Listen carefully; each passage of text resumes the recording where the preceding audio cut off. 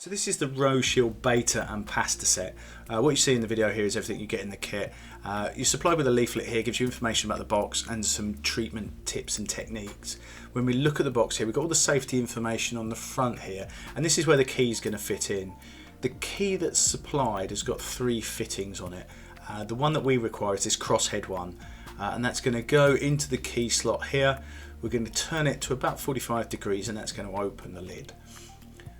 Once we look inside the Baiter, we can see some of the features of the Baiter.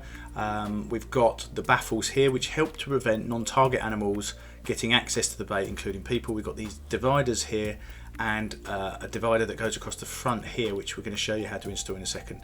These holders help to secure the bait rod. So this is the divider. The divider is just going to sit into these guides at the front, and the role of the divider is to help retain any spillage.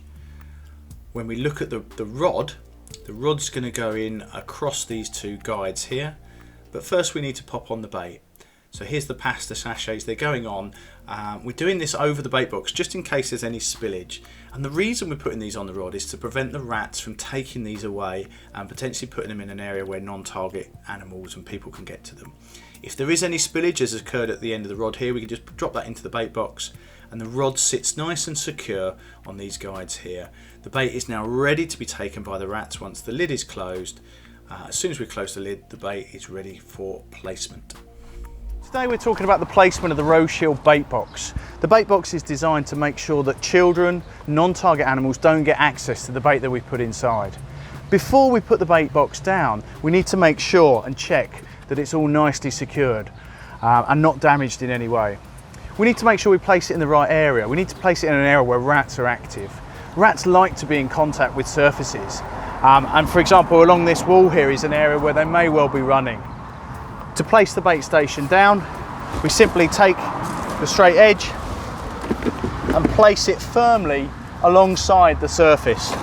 We can smooth over the soil or the substrate around to make sure there's a smooth transition from outside into the bait box. Ideally, we would need to drill this bait into the wall here to make sure it's really secure. But if that's not possible, we can secure the bait using naturally occurring items that may be around us. For example, these bricks and this rock here.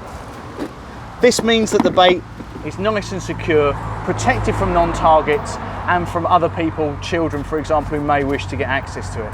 It's important we come back and check on a regular basis to make sure there's been no changes or damage to the bait box and the bait remains safe at all times.